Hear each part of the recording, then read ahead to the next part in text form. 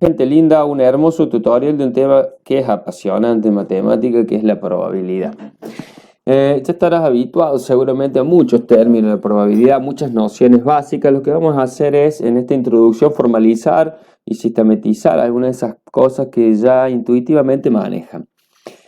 Muchas veces habrás escuchado decir o habrás dicho, es muy probable que, tenés muy pocas chances de, 9 de cada 10 veces tal cosa, cuán probable es tal otra, es imposible tal cosa, o todos esos términos que intuitivamente manejan con ciertas nociones, se utilizan en probabilidad y mucho.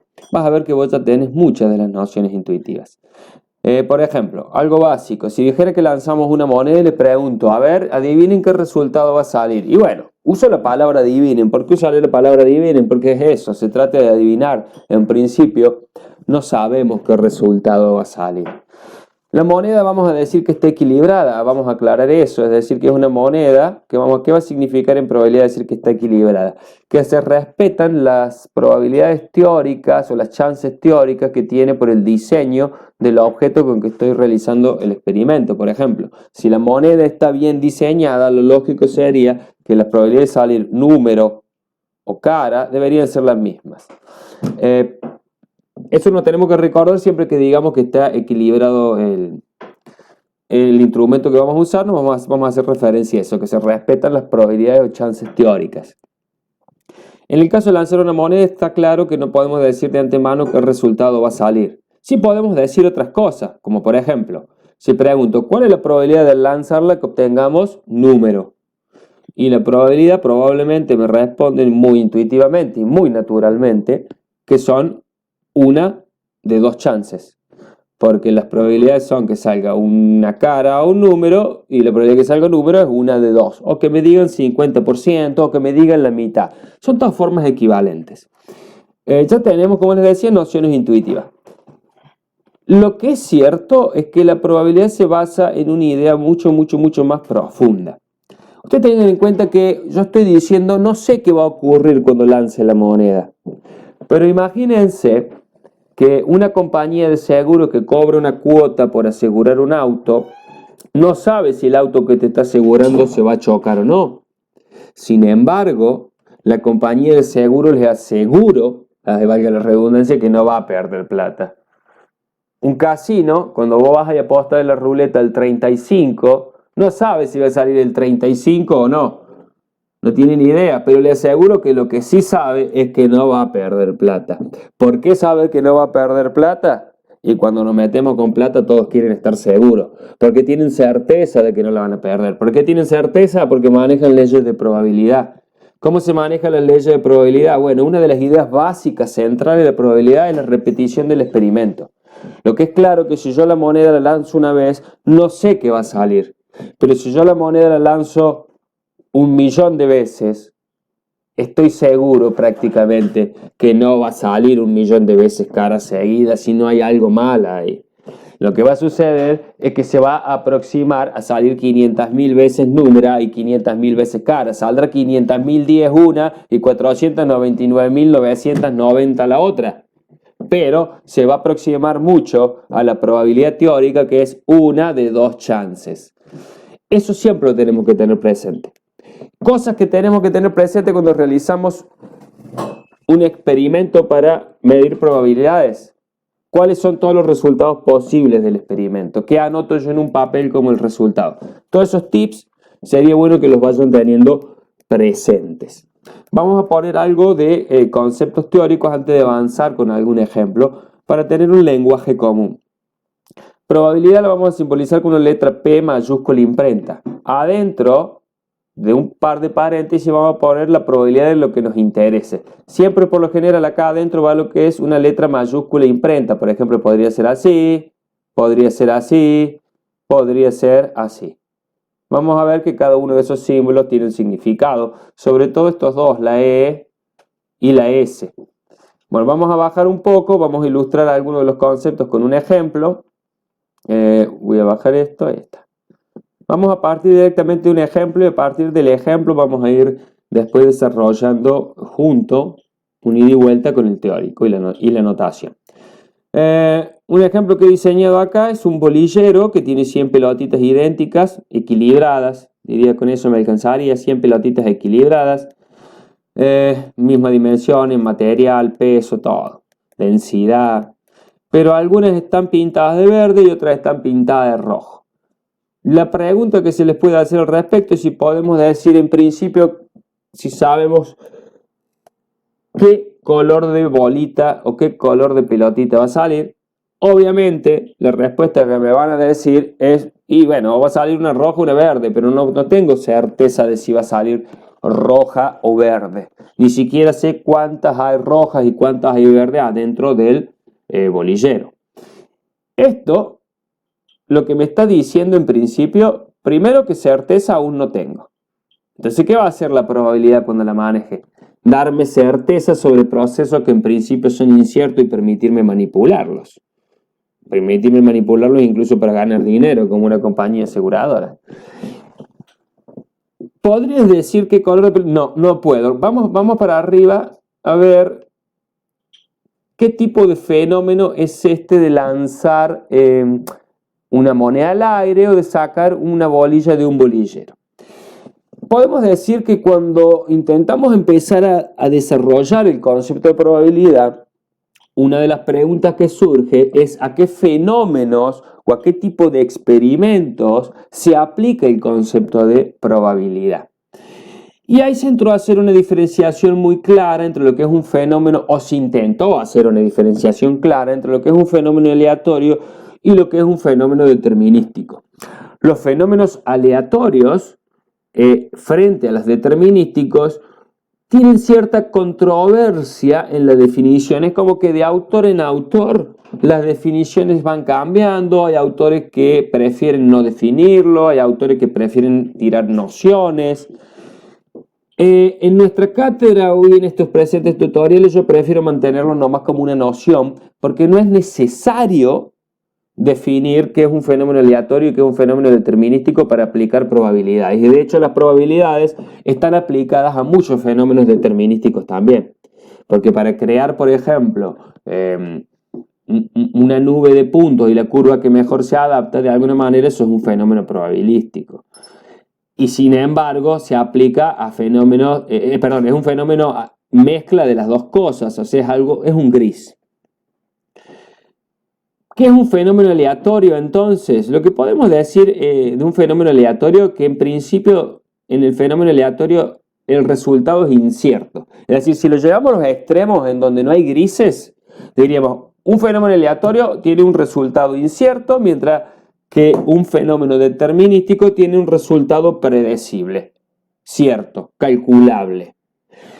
Por ejemplo, si lanzo una pelota y la dejo caer, una piedra, lo que fuere, desde la terraza de un edificio, con las leyes de movimiento rectilíneo uniformemente variado de la física, yo puedo determinar, con las reglas de caída libre, el tiempo que tarde en llegar al piso. ¿Le puedo errar por un poquito? Sí. ¿Por qué le puedo errar por un poquito? Por el instrumento de medición, por la resistencia del aire que era un poquito mayor que la que yo creía, porque había condiciones atmosféricas diferentes, que eso hacía más frío, tenía más densidad del aire o menos. Esos detalles lo que van a hacer es que ese fenómeno que yo puedo determinar relación causa-efecto y usando un algoritmo el resultado predecible, que quizás el resultado me cambie muy poquitito.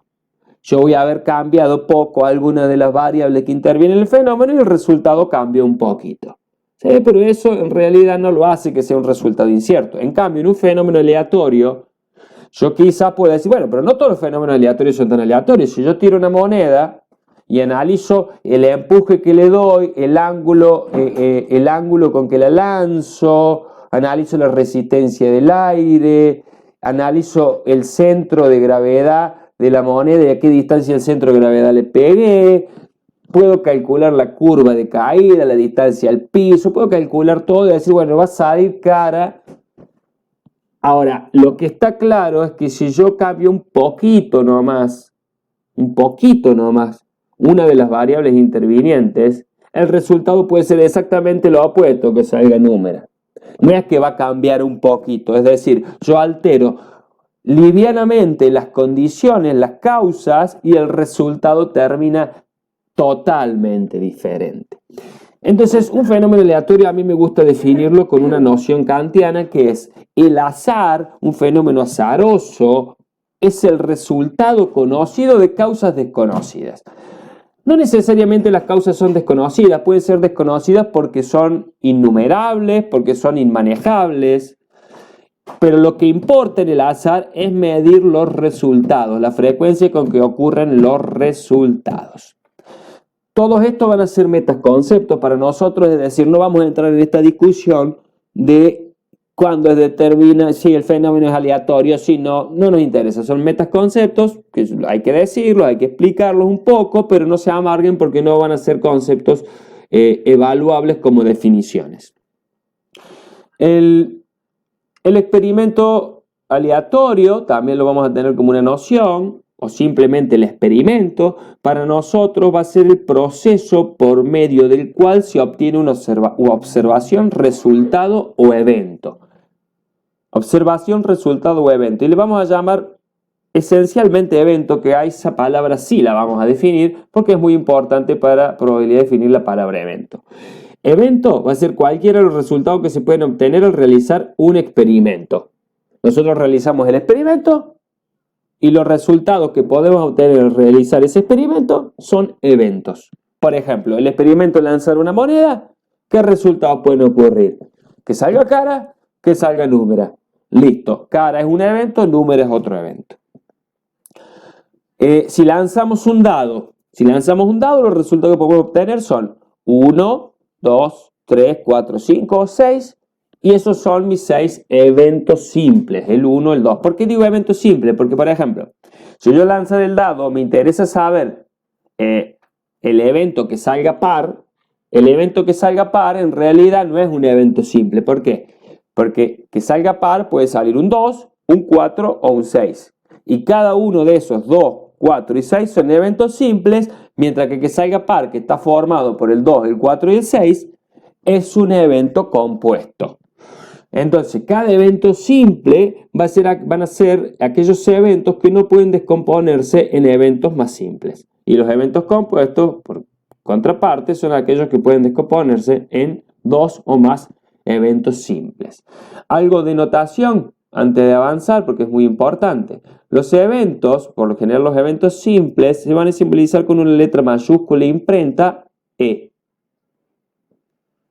Uy, me quedó en el mismo color y no se nota mucho, y tenemos otro color. Una letra mayúscula imprenta E, por ejemplo. Y en el caso nuestro, el lanzamiento del dado, tendríamos el evento simple E1, que podemos decir que salga un 1. El evento simple E2, que salga un 2, y así. El evento compuesto es aquel que se puede descomponer en más eventos, y también lo vamos a simbolizar con una letra mayúscula e imprenta. Por ejemplo, decir que salga par lo podemos llamar el evento A. ¿Sí? Eso lo decimos, ponemos A, va a ser el evento que salga par. A va a estar compuesto por, siempre con letra mayúscula, se abren las llaves, porque va a ser un conjunto que va a estar formado por los resultados 2, 4 y 6, que son eventos simples. Entonces, este evento A se puede simbolizar mediante un conjunto, como todo conjunto va entre corchetes y adentro los elementos del conjunto. Y es un evento compuesto porque se puede descomponer en 3 eventos simples, que son que salga un 2, un 4 y un 6. ¿Qué más podemos decir? Bueno, el conjunto formado por todos los eventos simples y por ende también todos los eventos, ya vamos a explicar por qué, pero el conjunto formado por todos los eventos simples se llama espacio muestral o probabilístico, y se acostumbra a simbolizarlo también con una letra mayúscula imprenta, de las cuales las notaciones más comunes son la letra omega, la E de espacio muestral o la S. Cualquiera de esas 3 letras se usa, mayúscula imprenta, y después van los elementos adentro de las llaves de conjunto. Los podemos definir, por ejemplo, si fuera a lanzar un dado, lo podemos definir por extensión, es decir, nombrando todo y cada uno de los elementos, 1, 2, 3, 4, 5 y 6, o los podemos definir también por comprensión. Números mayores o iguales que 1 y menores o iguales que 6. Eso sería definirlo por comprensión, que es enunciar una regla que abarca todos los elementos. ya vamos a ver que no siempre interesa describir todo el espacio muestral, sino que muchas veces solo interesa conocer la totalidad de resultados del espacio muestral. Por ejemplo, en este caso, podríamos hablar de que los resultados del espacio muestral, la cantidad de elementos del espacio muestral de lanzar un dado, son 6 elementos. ¿Cómo anotaríamos eso? Con la siguiente notación: numeral de S, que en matemáticas es el cardinal del conjunto S, que es decir, la cantidad de elementos que tiene ese conjunto. El cardinal de S sería 6. Esa notación también la tenemos, nos tenemos que familiarizar un poco con esa notación. Avancemos un poco para ilustrar todo esto con algunos ejemplos. Vamos a borrar esto, que no nos quede tan sucio, y bajemos un poco. Acá tenemos algunas de las preguntas que dijimos que íbamos a ilustrar la situación. Bueno, podrías decir qué color, de acuerdo a lo que hablamos, vamos a ir llenando esto. ¿Podrías decir qué color de pelotita saldrá al hacer girar el bolillero? No, no podemos decirlo porque es un evento aleatorio. En principio no podemos decir que va a salir. Lo único que podemos decir es la probabilidad de que salga alguna de las cosas. ¿Conocen los resultados posibles al extraer una pelotita? Sí, los resultados posibles son que salga pelotita verde o que salga pelotita roja. 3. Bueno, que salga pelotita verde, por ejemplo, sería un evento compuesto. ¿Por qué? Porque hay muchas pelotitas verdes adentro y cada pelotita verde que hay es un evento simple. Si además supiera que 90 de las 100 pelotitas están pintadas de verde, ¿podrías asegurar qué color de pelotita saldrá al hacer girar el bolillero? Y bajo las mismas condiciones, ¿podrías decir de qué color es más probable que salga? Bien, si tengo 90 verdes y son solo 10 azules, si les pregunto a ustedes qué creen que es más probable que acontezca, seguramente, muy intuitivamente, muy naturalmente, me van a decir que lo más probable es que salga verde. Ahora, van a decir eso, lo más probable es que salga verde. Nadie puede decir seguro que sale verde. Y bajo las mismas condiciones, bueno, es lo mismo. ¿Qué color es más probable que salga verde? Si en vez de 90 fueran 70 pelotitas verdes, tendrías más o menos certeza que antes de salir. Vas a tener menos certeza porque tienes menos pelotitas verdes. Lo mismo para el último paso que me dice tengo 50 verdes y 50 rojas. ¿Cuál crees que sería la probabilidad de extraer una pelotita verde y una roja? ¿Qué me van a decir si les digo que tengo 50 verdes y 50 rojas? Y les pregunto, ¿cuál cree que sería la probabilidad de tener una pelotita verde y una roja? ¿Saben lo que me van a decir? Probablemente las mismas. Es decir, las dos tienen las mismas probabilidades porque hay mitad de un color y mitad del otro. Todas esas cosas intuitivas tienen su paralelo con el concepto teórico de la probabilidad simple de Laplace. Vamos a la fórmula que vamos a usar en general de la probabilidad simple de Laplace, probabilidad clásica también conocida de Laplace, que es esta fórmula muy sencilla. Ya vamos a ver algunas de las condiciones que enuncia Laplace, que son muy importantes y que muchas veces se descuidan, sobre todo al leer el concepto o al ver tutoriales o al resolver ejercicios. No hay que descuidar nunca en matemática las condiciones con las cuales es válida una fórmula. La probabilidad clásica de Laplace de un suceso aleatorio en donde todos los sucesos simples tienen las mismas probabilidades de acontecer. Y eso es básico. Vamos a ver que para usar la probabilidad clásica de Laplace tenemos que tener que todos los sucesos siempre tienen las mismas posibilidades de acontecer. Sucede que muchos fenómenos no tienen las mismas probabilidades de acontecer, los sucesos simples, pero se puede transformar el espacio muestral y diseñarlo de tal forma que sí sea así y luego trabajar con Laplace. O se puede trabajar con un concepto frecuencial, es decir, yo mido la frecuencia con que ocurren ciertas cosas y en base a eso le asigno una probabilidad muy parecida a lo que hace Laplace, que ya lo vamos a hacer. Es decir, vamos a trabajar con la fórmula de Laplace prácticamente siempre, a pesar de que no encajen muchos fenómenos, pero vamos a aprender a hacerlo como encaje. Lo que pasa es que después se olvidan y es como que piensan que no están haciendo esa adecuación para usarla y hay que tener cuidado. Bueno, va a ser el cociente entre el número de casos favorables a un suceso y el número total de eventos simples. Por ejemplo, cuando lanzaba la moneda y ustedes respondían muy intuitivamente, no sé lo que va a pasar, pero la probabilidad de que salga cara son la misma que la que salga número, o son una de dos, están diciendo exactamente lo que dice Laplace. Tengo número de eventos favorables al suceso que salga cara, una solo. Número de eventos totales, dos, que salga cara, salga número. Eso es lo que me está diciendo Laplace. Es bastante básico. Por ejemplo, cuando ustedes me decían que tenían mucha más probabilidad de que salgan verde, o si alguno por ahí, cuando le digo tengo 90 verdes y 10 azules, 100 bolitas en total, ¿cuál es la probabilidad? Y se atreve a decir tengo un 90%, y está diciendo lo correcto, y sobre todo lo correcto de acuerdo a Laplace. ¿Por qué? La cantidad de eventos que pueden suceder son 100, cualquiera de las 100 bolitas. Y la cantidad favorable que salgan verde son 90. 90 dividido en 100, 0,9 o 90%. Y es totalmente coherente con la noción intuitiva que ya tenemos. Así que no deberíamos de amargarnos mucho porque es bastante fácil de usar el concepto de probabilidad clásica de Laplace. Después ya vendrán muchas más reglas, ¿no? Pero en principio ese concepto básico es muy sencillo y es muy intuitivo. Vamos con otro experimento un poquito más divertido, con un poquito más de vuelo. Antes de pasar al experimento con un poquito más de vuelo, vamos a hacer referencia a este axioma primer axioma de probabilidad, que es que toda probabilidad de un suceso definido en un espacio muestral y toda la formalidad que ahí tiene, sí, pero lo dejemos desprovisto un rastro de esa formalidad y lo que estamos diciendo es muy simple, que toda probabilidad va a ser un número entre 0 y 1. ¿Por qué?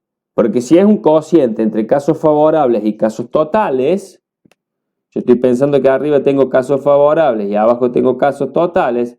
Los casos favorables están metidos adentro de los casos totales. Entonces siempre va a ser un número más chico el numerador que el denominador, por lo tanto siempre la fracción va a ser menor a 1. Y a lo sumo los casos favorables pueden ser 0, con lo cual a lo sumo lo más chico que puede ser 0. Y los casos favorables a lo sumo pueden ser igual que los casos totales, pero nunca más. Entonces el otro extremo va a ser 1. Bien hecha esa aclaración, vamos con un ejercicio que tiene un poquito más de vuelo. Considera el experimento de lanzar una vez al aire un dado equilibrado. ¿Cuáles son los eventos posibles? Bien, las caras del dado son los eventos posibles. Que salga una carita con el 1, una carita con el 2 y así. Pero en realidad lo que puedo hacer yo, lo que voy a anotar en un papel probablemente cuando analice los resultados son un número 1, el número 2 y así el 3, el 4, el 5 y el 6. Entonces digamos, lo que puede acontecer es que salga un 1, un 2, un 3, un 4, un 5 o un 6 y esos son los eventos simples que pueden acontecer. Por lo tanto, mi espacio muestral, que a mí me gusta simbolizarlo con la letra omega, va a ser igual al conjunto formado por estos 6 elementos, que se separan con punto y coma y van entre corchetes. Bien. Calcule la probabilidad de obtener un número primo. Veamos. Según Laplace tengo que hacer el cociente entre casos favorables y el caso total. Lo primero que se hace por lo general es ponerle un nombre al evento. Entonces, por ejemplo, el evento obtener un número primo le llamemos evento B. Una vez que le llamamos evento B, la notación que vamos a manejar es la siguiente. Probabilidad, paréntesis, del evento B, paréntesis. Igual. Y ahora hacemos el cociente entre los casos favorables del evento B. Podemos escribir acá incluso qué elementos forman el evento B. Si vamos a obtener un número primo, el primer número primo es el 2, el segundo es el 3 y el tercero es el 5. Entonces los elementos que forman este conjunto son el 5, el 3 y el 2. ¿Cuál es la cantidad de casos favorables del evento obtener un número primo? 3. ¿Cuál es la cantidad de casos o eventos simples totales? 6. El cociente me da un medio, 0,5. Como porcentaje, 50% de probabilidad de obtener un número primo. De la misma forma, podemos analizar cuál es la probabilidad de obtener un número par. Le llamemos en vez de evento B, evento C. Pongámosle un nombre. Siempre hay que acostumbrarse a ponerle un nombre a los eventos, porque es muy cómodo para cálculos posteriores. Acá le ponemos C y vamos a calcular la probabilidad del evento C es igual a los casos favorables a C, que son pares 2, 4 y 6. También tiene 3 elementos simples. Sobre un total de 6 elementos simples, también 50% de probabilidad. calcule la probabilidad de tener un número mayor o igual que 1. Y esto está puesto a propósito para conceptualizar otro de los axiomas de probabilidad. Calcule la probabilidad de tener un número mayor o igual que 1. Si tiro un dado, los números que puedo obtener son todos mayores o iguales que 1. Entonces tengo 6 casos favorables sobre 6 casos totales que me va a dar 1 y que como porcentaje es 100%. Un evento como este se simboliza directamente con la probabilidad del espacio muestral. ¿Por qué? Porque tiene todos los elementos del espacio muestral. Y se le asigna probabilidad 1 y se lo llama evento cierto. Evento cierto, ¿por qué? Porque tengo una certeza absoluta de que ocurre. Bueno, y después propongo un evento imposible. Ya me dieron el nombre, evento imposible. Un evento imposible va a ser aquel evento que no puede acontecer. Por lo tanto, la probabilidad de ocurrencia, ¿cuánto será?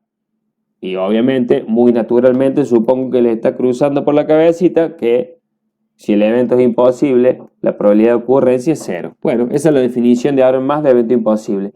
Un evento es imposible cuando su probabilidad de ocurrencia es 0 y la simbología que suele usarse es probabilidad del conjunto vacío cuyo símbolo es S igual a 0.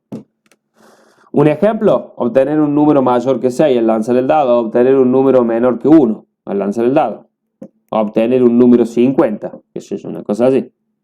Son todos eventos imposibles. Vamos a un ejercicio todavía más lindo que este para seguir sacándole provecho. Ahora considera el experimento de lanzar 2 dados equilibrados. 2 dados equilibrados. Y acá viene una de las discusiones más importantes y una de las cosas que yo ya les resaltara. Es muy importante saber al hacer un experimento qué es el resultado que yo anotaría o recopilaría. Si yo lanzo 2 dados equilibrados, ¿qué resultados voy a recopilar? Y los resultados van a ser 1, 1. Salió un 1 en un dado y un 1 en el otro. O 1, 2. Y así. Hasta que voy a terminar 1, 2, 1, 3, 1, 4, 1, 5, 1, 6. 2, 1, 2, 2, 2, 3. Bueno. Bien. Hay un aforismo muy importante en probabilidad que yo lo voy a destacar ahora y durante varios ejercicios lo vamos a ir destacando porque es muy importante en probabilidad.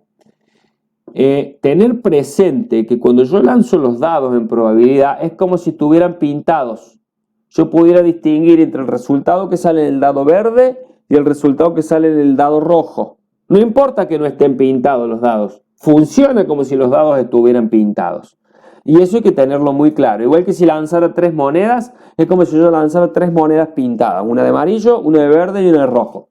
Eso tenemos que frizarlo y guardarlo en alguna notita porque es muy importante para resolver ejercicios de probabilidad. Bueno, vamos a la primera pregunta.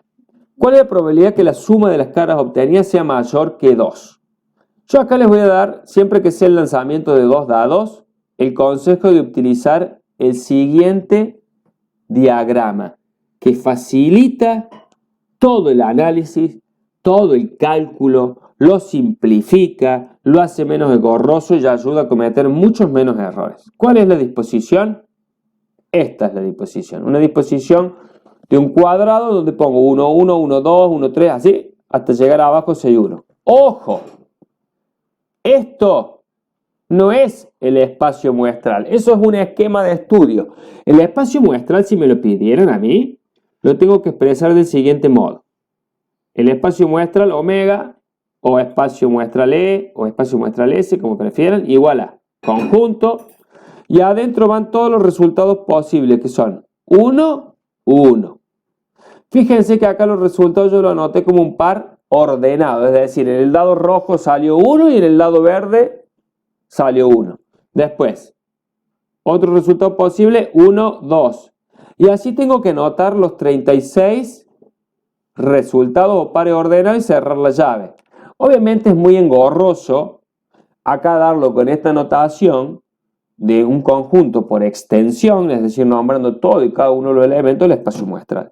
En todo caso, cuando ya se complica así, es que conviene hacerlo por comprensión. Por ejemplo, podría enunciarlo el espacio muestral del siguiente modo. El espacio muestral está compuesto por los pares x, y, tales que x es una de las caras de un dado y y es otra de las caras del otro dado. Y escribimos así en palabras y cerramos la llave. Eso sería por comprensión, es decir, enunciamos una regla que comprende todos los elementos del conjunto. Aún al margen de eso, siempre conviene hacer esa disposición rectangular que hice acá para el análisis de las preguntas. Nuestra primera pregunta, vamos a ver lo fácil que se responde si tengo ese diagrama. ¿Cuál es la probabilidad de que la suma de las caras obtenidas sea mayor que 2? Miren, me vengo al diagrama y pintemos, por ejemplo, de amarillo, todos aquellos casos donde la suma es mayor o igual que 2. Mayor o igual que 2. Ese.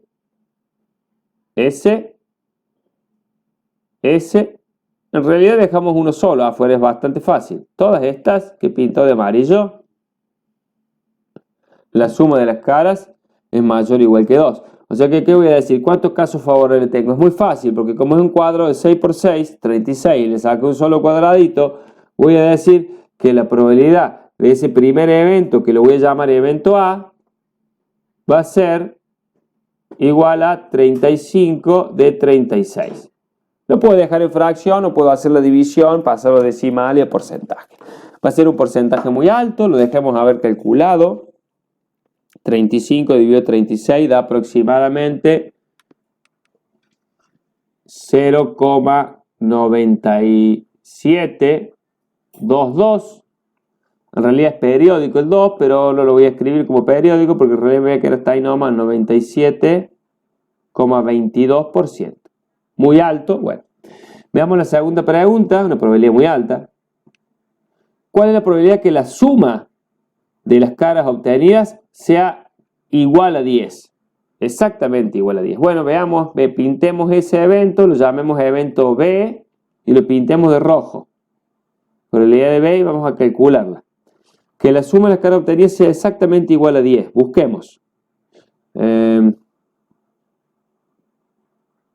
Que baje acá. Tenemos acá el 4 y el 6, el 5 y el 5 y el 6 y el 6. Fíjense que van en una diagonal. Eso ya me está diciendo algo de lo útil que es esta forma de presentar los datos. Bueno, tengo 3 de 36 casos. Vamos a ver ahora cuál es la tercera pregunta. ¿Cuál es la probabilidad de que al multiplicar la cara de los dados obtenidos, al sumar las caras, cuál es el número que tiene mayores probabilidades de salir y el que menos? Buena pregunta. ¿Cuál es el número que tiene mayores probabilidades de salir? Fíjense que las diagonales siempre las sumas me dan iguales, miren. 1 más 6, 7. 2 más 5, 7. 3 más 4, 7. 4 más 3, 7. 5 más 2, 7. 6 más 1, 7. Este es el que tiene la diagonal más larga. Tiene 7 elementos. Fíjense que, por ejemplo, acá la suma que da 6, todos estos, tiene 5 elementos. Acá tengo la suma que da 8, que tiene 5 elementos. La suma que da 9, que tiene 5 elementos. La que da 9 tiene 4. La que da 10 tiene 3 elementos. Y así. La que más probabilidad tiene es que la suma de las caras sea 7. Que son 7 de 36 casos. El que menos probabilidad tiene es que la suma de las caras sea 2. O que la suma de las caras sea 12. En realidad que tengan menor probabilidad hay 2. O que sea 12 la suma de las caras. O que sea 2 la suma de las caras. ¿Qué más hay? Veamos. 4. ¿Cuál es la probabilidad de que al multiplicar la cara de los dados obtengamos un número mayor o igual que 4? Vamos a pintarlo eso de morado. No, de rosita. Mayor o igual que 4 al multiplicarlos. Veamos. Acá no. Porque 2 por 1, 2 y 1 por 2, 2. 3 por 1, 3, 2 por 2, 4. Bueno, acá tenemos ya uno que al menos la multiplicación me da 4. Y bueno, ya acá también, y todos para allá también, porque son todos más grandes que ese, así que es bastante fácil. Acá ya tengo 1 por 4, 4, y para la derecha también, porque son todos más grandes que ese. Acá ya tengo 3 por 2, 6, para la derecha todos también, son todos más grandes. Y obviamente a partir de que tengo el 4, todos estos, ya al multiplicarlos va a ser más grande que 4. Todo lo que pinte de rosa, que son muchísimos, al multiplicar las caras de los dados, me va a dar mayor que 4. Que son todos menos 1, 2, 3, 4, 5. Me conviene restarlos y voy a decir 31 sobre 36. Ese sería el resultado de ese evento. Vamos con... Bueno, este sería entonces, dijimos, 31 sobre 36. Ustedes lo anotan bien, prolijito, lo recrean en un cuadernito. ¿Cuál es la probabilidad de que al multiplicar las caras obtengamos un número mayor que 36? Imposible, porque 6 por 6 es 36, entonces el 5 es el evento imposible. Y la probabilidad, por lo tanto, es 0. La probabilidad de ese evento, que lo vamos a simbolizar así, es igual a 0. Proponer un evento cuya probabilidad sea igual a 1. Bueno, muy fácil. Proponer un evento cuya probabilidad sea igual a 1, podemos decir, bueno, ¿cuál es la probabilidad de que al sumar las caras se obtenga un número menor o igual a 12? Bueno, al sumar las caras, lo más grande que podemos obtener es 12 y todos los demás son menores o iguales a 12. Por lo tanto, ese evento tendría una probabilidad de 1 y sería un evento que se conoce con el nombre de evento cierto. Y hasta aquí habíamos practicado por lo menos, los primeros conceptos básicos de probabilidad, que son el concepto de probabilidad de Laplace, que es un evento simple, que es un evento compuesto, qué es el espacio muestral y cómo se expresa, que se expresa entre llaves y adentro se ponen todos los eventos simples. Y bueno, y por lo demás pusimos en juego un poco el esquemita de cómo trabajar con el lanzamiento de dos dados y algunos consejos o tips, como por ejemplo que cuando se lanzan 2 o 3 dados, 2 o 3 monedas, podemos distinguir como si estuvieran pintados los dados o las monedas. Hasta el próximo tutorial, donde estaremos avanzando ya hacia la creación de muchas más reglas que nos permitan anticipar y manejar fenómenos más complejos de probabilidad que esto, que son los típicos, los básicos para partir el tema. Hasta el próximo tutorial.